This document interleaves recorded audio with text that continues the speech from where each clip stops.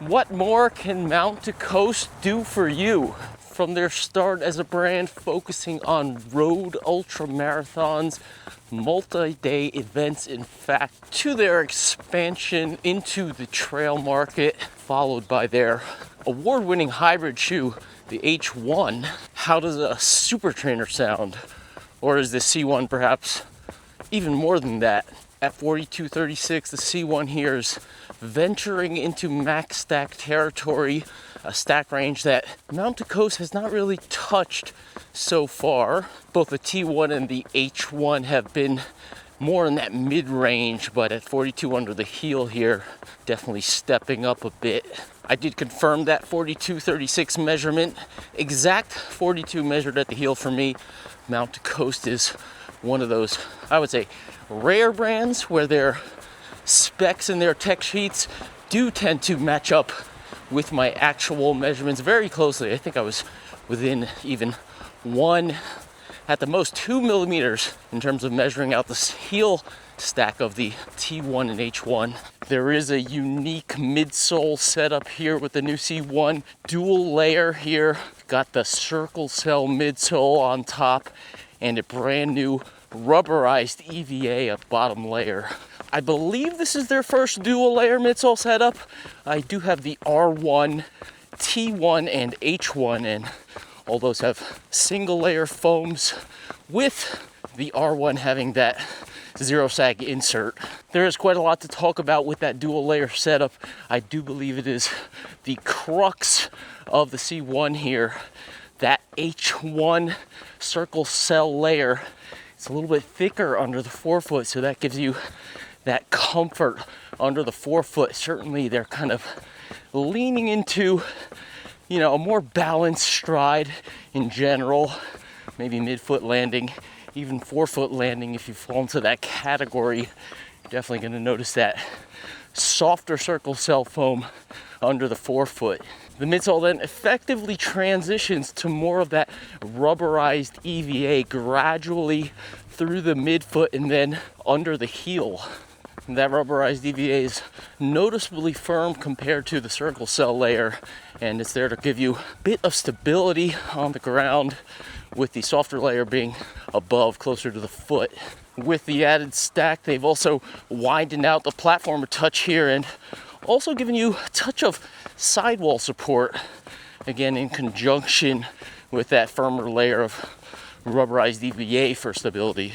All right, those details are all well and good, but what is the difference here with this dual layer setup compared to perhaps other dual layer setups, and of course other Mount to Coast midsoles and geometries, in fact? Well, to start, you still got a 6 mil drop here and a quite wide forefoot in relation to the heel. Solid support under the heel, but I do think the relation of weight from the front to the back very well balanced here. It just feels not like one of those super high super max trainers where you got a big massive chunk directly under the heel. This one feels like pretty even throughout the underside of the foot. But to me, it's really the setup of the foams in conjunction with each other that really makes the ride here. Having that softer circle cell layer up front and the firmer chunk under the heel of rubberized EVA, I feel like it really enhances the 6 mil drop, the smooth ride of the shoe. If you have a nice balanced ground strike, you can really feel that circle cell slash H1 goodness under the forefoot. And then under the heel, that little bit of firmer rubberized EVA. Again, the ratio's a little higher in the heel with the firmness of the midsole.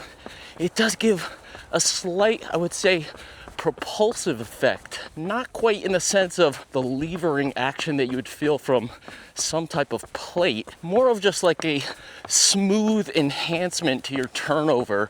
You're just slightly compressing into that forefoot a little bit more and then hitting that firmer rubberized EVA under the heel, and that kind of just effectively acts as kind of a smooth lever, I would say, helping you out, keep the stride rolling forward. It feels really great on the run.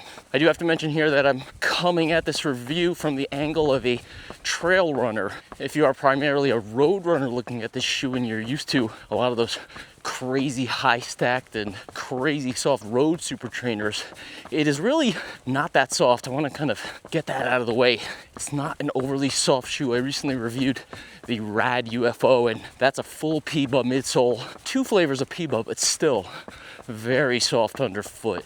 This one has, I would say, more of a smoothness to the ride rather than that out and out extreme softness. Again, going off my experience from that Rad UFO. I did talk about this shoe as being a potential backyard ultra pick in one of my recent Q&As. I think that firmness, which I would say feels like firmness compared to road super max trainers, but compared to trail shoes, and certainly something like a backyard ultra where you may run into crushed gravel, harder ground, but still softer than concrete or asphalt, that could be the sweet spot for this shoe. You'd be relying on the softer surface to add a little bit of that softness on top of the midsole here, and the smooth ride here would, I think, work well on kind of a harder, quote unquote, soft surface. Talk about sizing here. I have these in a US 9.5. As you recall, I started off in a US 9.5 in my H1, but there was a little bit more taper to that model. Also, even a little bit more I found in the T1. So they sent me a US 10 in the H1, and that one works much better for me. I find I do notice that rubbing in the H1 that I don't notice here in the C1. My R1 pair is also a US 9.5. I was able to try on a US 10 way back in the day when I purchased that shoe, and it was very oversized. So the fit over here is definitely more in line with the R1 compared to the H1 and the T1, but that is mainly due to the taper up front. You have a rounded shape here, very close to the R1. I still don't have a full thumbs width in my US 9.5, so I would say if you were just using this as a kind of training shoe and you weren't thinking of some of these kind of crazy backyard ultras, multi-day events, that kind of thing, you would probably want to stick true to size here because the toe box is nice and rounded, and I don't have any kind of problem either on the toe side, big toe side, or the pinky side, and I have maybe 3/4 up front, maybe even a touch less here. They did recommend this sizing to me based on a little bit of discussion of my sizing with the H1 and the R1, but I do think for that backyard ultra, if I was to consider this shoe, I would probably want to upsize to a 10 just because I might be out there for, say, 3 days. In fact, potentially maybe start in this size and have a size 10. I think the fit would not be an issue at all. The lockdown here, you've got this tune fit lacing system. I've taken it off, as you've seen in my early pair of H1s. I also took it off in my R1 because I use that as a treadmill shoe, and I put my stride pod on there for the R1, and this kind of just is finicky and gets in the way. And on the treadmill, I don't really care about this dual lacing system, but this holds the foot really well. So if I were to size up to a 10, I don't think I'd have any issues. Heel is the same kind of padding as you have in the H1, nice and smooth all around. You can see this is quite low beneath my ankle bone here. Nothing is touching either side here, so all in all, very comfortable in the upper. I love the white color. They have a nice purple color, and I think they're gonna, you know, this is a good kind of platform for really cool colorways. Checking out the midsole that I was talking about early in the run, this is that circle cell layer here, developed in conjunction with BASF. It is supposed to be 90% more durable than PIBA with a similar level of energy return, also made from biomass, so it is a renewable material in this top layer here. And below that you have the rubberized EVA. So if you're familiar with the H1, you know the feel of this underfoot. H1 is full circle cell. This one, you have the dual layer here, but you can feel the compression of this and the resilience of it, even with your thumb. It's just very nice under the foot, and you have a decent amount under the heel, so it's not like you're directly smashing into a firmer rubberized EVA. And that layer is firmer. See me squeezing here, quite soft here, and this is definitely firmer on this bottom section here, but it is a decent enough chunk under the heel to kind of take the sting. You're not hitting a harsh layer of this. If you do heel strike, you do have something in between. But as I was saying, if you have a nice balanced landing, you kind of land, stepping on a stump here, you kind of land here, and the forefoot compresses a little bit more into this, and then when you touch down, you get more relative rubberized EVA on the landing, and it kind of just helps to smooth that ride. It just feels really good, and it is a gradual transition. You can see right under the arch here, so you don't really notice the transition from, say, the softer under the forefoot to the kind of firmer ratio of foam under the heel. It's just really nice. I would say in this shoe also, in terms of arch contour and arch prominence, I think this is one of the smoothest ones. At the end of this video, I'm going to sit down, maybe on a different day back home. I'm going to bring all my Mount to Coast models out and feel them out. I have tried them on already, and this feels like the smoothest arch contour. I know the H1 can feel a little bit touch on the inside here. Also, the T1 and I think the R1 as well. They seem to have a small prominence on the inner edge there. And this one seems like there is a touch in the middle, but it feels smoother to me. I find that it's the least noticeable in terms of arch contour of all the Mount to Coast shoes that I have. Pop the shoe off real quick. Quick look around inside. Really not much to speak of. It's very close to the H1, very smooth, very comfortable all around. Well done. They do have an Ortholite insole in there, so depending on your preference, you may want to swap that out to something more energetic. It's definitely soft. It feels like one of the more soft Ortholite varieties that I've noticed. Sometimes I can get a little edge blistering with it up front by the toes. I haven't noticed it so far, but certainly if it was rainy or something like that, I would swap that out. Outsole here, you've got strategic rubber patches. This is the same rubber that is in the R1R, not the R1 that I have. The R1 has that plasticky stuff, which is highly durable, and one of the reasons why I love it as a treadmill shoe. This one has the rubber patches here in strategic areas for enhanced wear. I do notice maybe a touch of abrasion here, and that would lead me to wonder if this would necessarily be a good backyard ultra shoe if you were in dirt and gravel. I'd be concerned about the durability of this. I'm not certain on that yet, but the rubberized EVA midsole foam is actually the outsole when you don't have those patches around there. So the rest of this is actually the same foam that's the midsole here. It's just a continuation here. I believe that should be quite durable, so I'm not certain about the durability of this rubber on these patches itself, but if they're going to have this being used as part of the outsole, as you know, if you look at it, probably the majority of the underside of the shoe in the non-high wearing areas, it should be, I would say, highly durable. I don't notice too much. Obviously it's scuffed up and stuff like that, but I don't notice any enhanced abrasion on the middle area. I've run it in a little bit of dirt, not really anything crazy rocky or sharp or anything like that, and it's not designed for that, so I wouldn't recommend that. But I would think on gravel and stuff like that, something like smoother kind of textured surfaces, it should work just fine. And maybe if this does tend to kind of wear away a little, you should still get a good amount of mileage out of this rubberized EVA, in fact. So pop it back on and carry on here. Oh, I can't go without flexing it, right? Let's see. Pretty even flex, I would say. There's no plate again in the mix. I could really fold the shoe in half if I wanted to. I don't typically like to do that when I'm testing a shoe. I like to give it a decent amount of torsion to see where it naturally flexes, and it's pretty smooth. A little bit more rigidity around here, as you would expect, and then you know, you have a little toe sweep up front for that toe rocker, and then kind of a smooth roll into that. Just feels like it looks on the run, nice and smooth. I'm out here for about a 15 miler today, feeling pretty good. I think this is a shoe that you could clearly run, say, 10 to 15 miles every day, day after day, and just feel totally comfortable in here.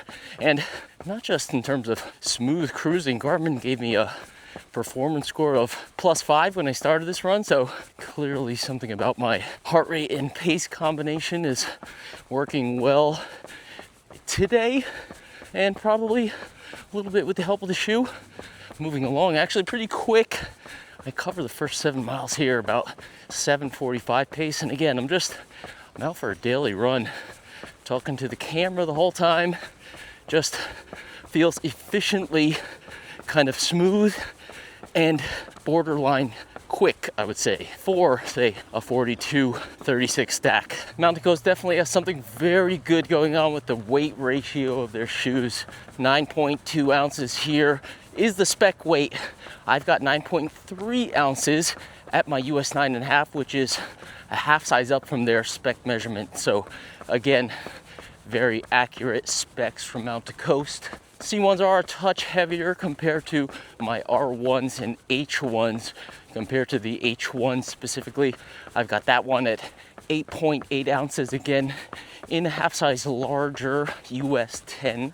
The stack on those is 3630 measured, so you are 6 mil less in stack, and I would imagine this rubberized EVA here is heavier in comparison to the full circle cell throughout the H1. So from 8.8 to 9.3 here, you're going up only a mere ½ ounce in weight for a full 6 mil increase in stack height. All right, I'm gonna go ahead and say it. Perhaps what everybody out there is thinking, or has maybe at least crossed your mind. I know the M1 is coming out later in the year. Got high hopes for that model in terms of being a true all mountain shoe. What about a Mountain Coast G1, gravel one? Let's throw that H1 outsole on this C1 here. See what Mountain Coast can do in the gravel department. How about it? Yo, H1s, C1 review coming. Humble running fan there, rocking the H1s. I was out the other day, I forgot, I was out on the trails and I saw a number of Mountain Coast shoes out there, primarily H1s. They have them in the local running shop shoes here in town, so they are quite popular in the area, growing a lot. That's just pure speculation on my part though. I do have a good relationship with Mountain Coast, so they watch my videos. Yeti, if you're watching, something to think about. They probably also read the comments, so if you're watching, maybe leave a comment, some suggestions. Do you like the gravel idea? How come you're not wearing Mountain Coast? Oh, they're in the mail. They're in the mail, okay, They're good. arriving tomorrow. Oh, The H1s. H1, sweet, caught you at the wrong time. Well, we're racing the Paris Eco Trail. Yeah, you tell me.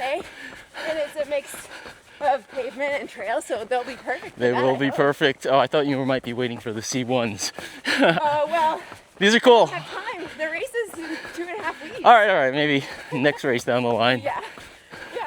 Good to see you. Just ran through a bit of dirt and even some crushed gravel there. No problems at all. Coming back to that gravel G1 idea, it's just the outsole durability that's the only thing that would come into question for me. The strips of outsole here on the C1 are obviously a little bit on the smaller side, but also they seem a little bit softer, so that leads me to the concern about durability more so than the size of them. If Mountain Coast were to potentially do a gravel type shoe at some point in the future, you don't need to do Vibram Mega Grip. I would love to see that lighter weight, plasticky type of material used in the H1. That would certainly alleviate any durability concerns, and at least for me, that would be a smash hit model. But as for now, I'm going to continue to rack up miles in these C1s. That is an easy task in this shoe. Maybe I'll do a important comparison test video, and then of course let's catch up with a little model roundup here.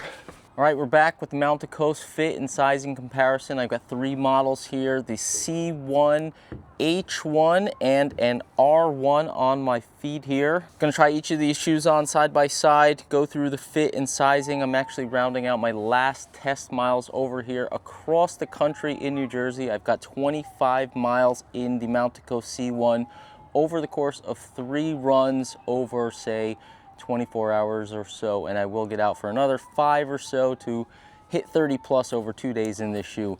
I brought this shoe and one other trail shoe, do a trail run tomorrow over at South Mountain Reservation, but the rest of my trip has been in this shoe exclusively, including airport travel, casual use, walking around, and of course 30 miles or so over today and yesterday. So extremely comfortable. Let's get to the fit and sizing. Mentioned earlier that I have switched out the laces on these R1s, been primarily using these on the treadmill due to the CPU cast polyurethane outsole here. Extremely high wearing. I've got, actually, I just checked, over 200 miles on these and a lot of treadmill miles. And as you can see, no wear on these at all. Different outsole setup, as I pointed out earlier here, rubberized EVA here and normal rubber patches on high wear areas. In terms of fit here, these are definitely more similar compared to the H1, which I'll try on later. Stack height is also immediately noticeable as a difference. This one is 32 at the heel, and I've got this one measured at 42, so big 10 mil difference, and that's immediately noticeable. Also, at 100 miles, or I should say 200 miles in this shoe, I notice a little bit of depression under the ball of my foot behind the big toe. Just feels like a lot of compression under that specific area of the shoe here, which obviously I believe I'm around 66 miles, will be 70 at the end of today in this shoe, and they feel just super fresh. I mean, the rubberized EVA I think is going to be highly durable, and also the circle cell here found in the H1, also known and proven to be highly durable. So again, just the 10 mil difference is drastically noticeable in this shoe. So if you were looking for that real max stack super high cushion trainer from Mount to Coast, definitely going to be the C1 over the R1. In terms of the fit, both of these US 9.5, I talked about I may want to have a 10 in this one for my Backyard Ultra. I still have 3/4 of a thumbs width up front, and I am wearing my Creeper socks here, purple haze color. Creepers are nice and soft. Again, with the toe socks, they're spreading out the toes a bit more than a normal sock, and I'm plenty roomy in the sock. I actually did wear these socks with the C1s in my 10-mile run just before filming right today. So quite comfortable with a 3/4 thumbs width up front. I want to have more than that for the Backyard Ultra, certainly getting into 1 to 2 to 3 days, in fact, running in a shoe. I want to have a little bit more than this, but this is okay for most scenarios, and so true to size I would recommend here. I thought these were quite roomy. I think they're a little bit less roomy than the C1. In fact, when I had tried on the 10 originally in this, I thought it was very oversized. I have a little bit less than 3/4. It's probably close to maybe a half thumbs right now. Again, I am wearing those Creeper socks in here. I don't normally wear the Creeper sock, being that I'm on the treadmill a lot. I'll actually probably wear just like a thin sock with this one. Both US 9.5. The shape of the shoe is kind of more rounded in comparison, certainly to the T1, which I didn't bring along with me on this trip, but also in comparison to the H1. More roundedness in both of these models here. I think even more so in the C1. You're going to get even more toe box space in an equal US 9.5 here. Cody, who I ran into earlier in the run, mentioned that he had the R1s and they were extremely tight around his midfoot, and that was something that bothered him. It's not something that I really keyed in on or haven't over 200 miles of running in this shoe, so I thought I'd feel it out now. I have put these shoes all on side by side earlier, and I think it is definitely noticeable. There's a little bit of overhang here. Certainly the upper wraps probably a little tighter around this area. I don't think it's due to this particular kind of seam here. It's just probably a little bit tighter, as he says. But again, this is not something that I noticed at all personally, and I have 200 miles in this shoe, but I don't think that I have a high volume foot either. So if you do have a higher volume foot, I would say, now that he has brought it to my attention, it'll probably be a little bit snugger around the middle of the shoe in the R1. So if that was something that you felt in this model, it's definitely going to be alleviated here. You don't have the same kind of overhang with this model that you have with the upper kind of wrapping. The platform's a little narrower, of course. You've got sidewalls here, but they're kind of small. Not a huge sidewall effect in the C1, but generally around the middle of the shoe, kind of feeling it out with the same 9.5. Yeah, there's a little more material around here, and I think the shape even is a little bit more rounded and a little bit more volume than the R1. So I just think overall they went up a little bit in volume in the C1 compared to R1, both in equal sizes here. Just to point out the parameters of my comparison here, these are the Ortholite insoles from the C1. I have been running actually different insoles in the C1. I have these Scott insoles, which just have a nice texture to them. I believe it's some kind of normal EVA, but they just feel comfortable. It feels kind of durable, not like they're flattening out. As I've been doing this comparison testing a little, I could kind of see the imprints of my toes in this because I had put some initial miles in the Ortholite insoles. If you watch my videos, you know I'm not a big fan of Ortholite, especially for trail running. This is a road shoe, so it's less of an issue, but I will be probably running this one for a good amount of miles in the backyard ultra, so I definitely don't want to rely on this one. Check out my Neo Zen video and you can see me wringing out their Ortholite insole, and you can see how much water streams out of there. So as I'm comparing these shoes here, I'm taking my C1 stock insoles and putting them in there, even though I have been actually running in these. And even my H1s and the R1s, I have this Fuga insole, this is a supercritical type foam, quite light, and it's just kind of a matching fit for this shoe. So I have been actually wearing this one at home on the treadmill, just because I just don't like the feel of this. Especially my big toe, when it imprints in here, I feel like this curls around the edge of my big toe and it could give me edge blistering.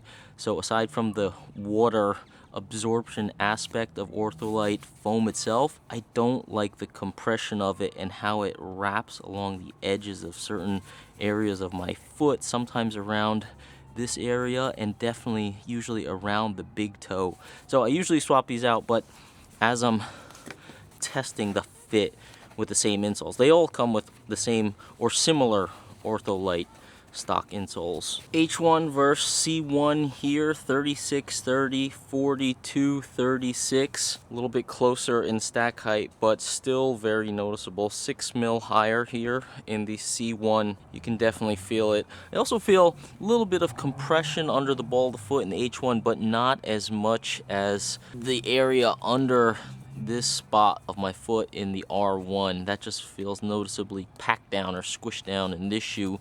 Not so in this one. This one feels like it's more molded in general to my foot.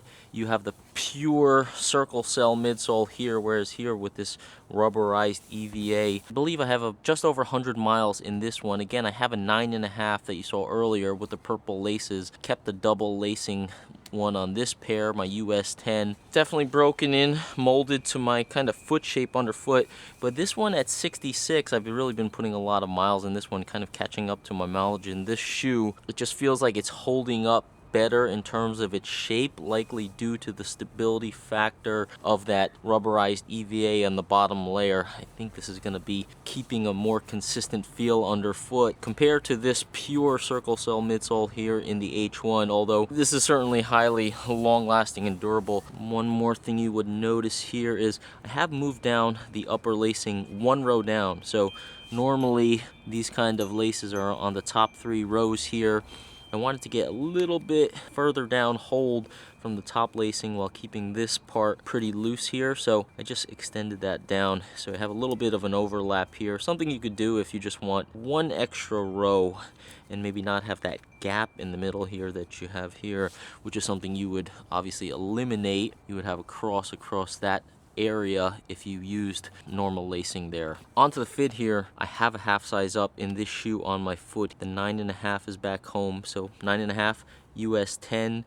Curiously, they have this listed at an EU 44 and this at a 43 evens. There is no, as far as I know, 43.5. I'm not sure what's up with that. Maybe in different regionalities you would be able to find a 43.5. I haven't checked that though, actually. These feel about similar. I'm half size up again here. It does feel like I do have an extra length. I'm borderline full thumbs width here, or at least almost very close to a full thumbs width, where I'm definitely around 3/4 in this one. This one definitely is more spacious. The sizing is not like the sizing is way off here, but when I did have the 9.5, or I do have the 9.5 at home in this shoe, compared to the 9.5 in here, there's just a little bit more taper up front here. You can probably definitely see it. It's more rounded over here. Certainly around this spot here is just a little bit more.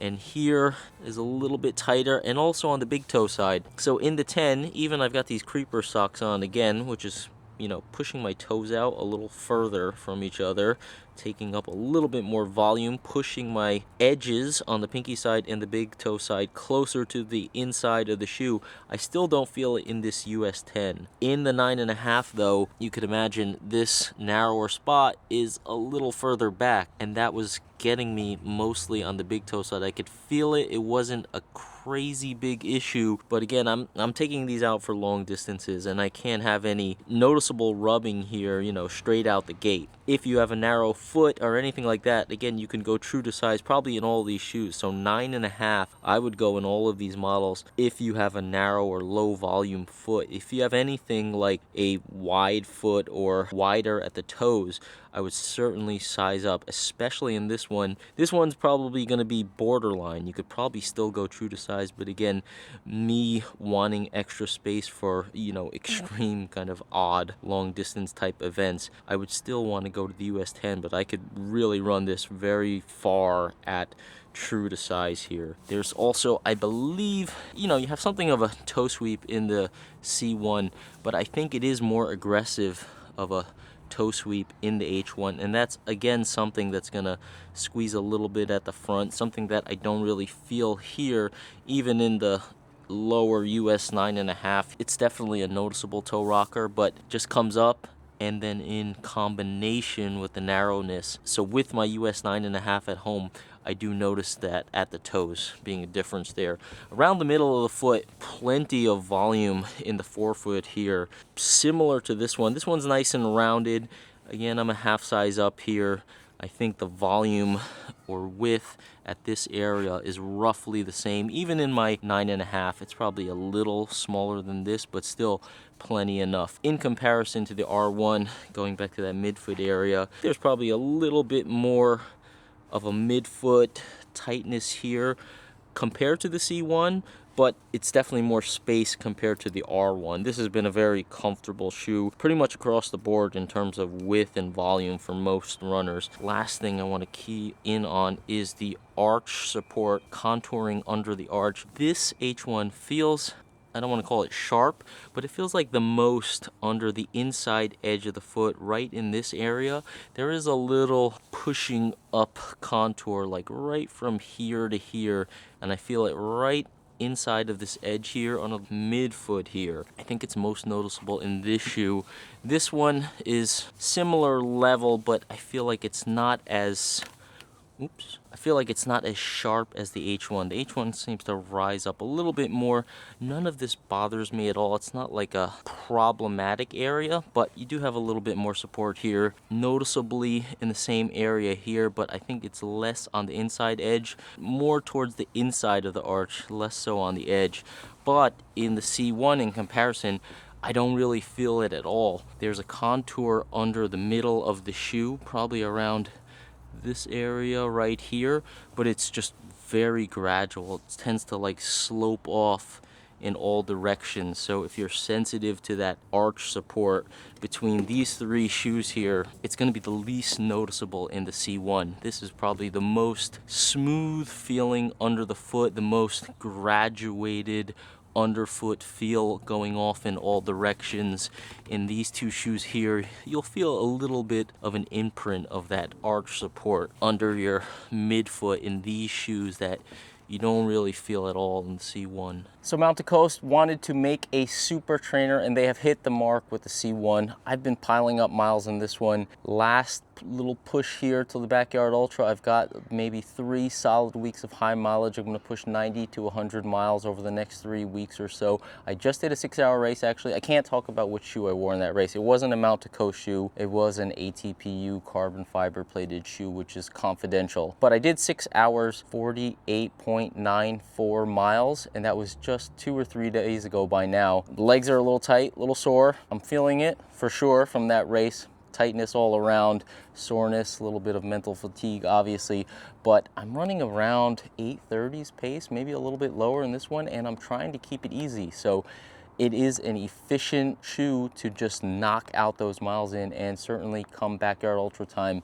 definitely going to be in this one. There is a road section in the race that I'm doing. All the Backyard Ultras I've run on so far, one had a trail section in the day and then a kind of out and back on a forest road at night. The last 2 actually were the same kind of dirt / trail loops, both day and night. So this one is going to be unique in more traditional sense that it's going to have a day trail loop and then a night road loop. So I'm going to be looking at this shoe primarily for those road miles. Compared to the H1, definitely pure road running, pure road miles, enhanced cushion. This is going to be the pick if you want to hit more trails. As you saw in the video, Echo Trail Paris, this one first place, 120K.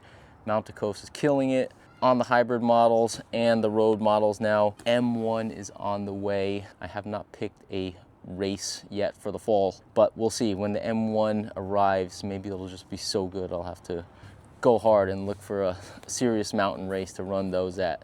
That's all for now. April 6th, they will be available, I guess, for order or pre-order, not exactly sure. Check out my discount code in the description below. Save yourself some cash. It has been reactivated. I will see you over here in New Jersey. Probably for the next review, you're gonna see some New Jersey trail running.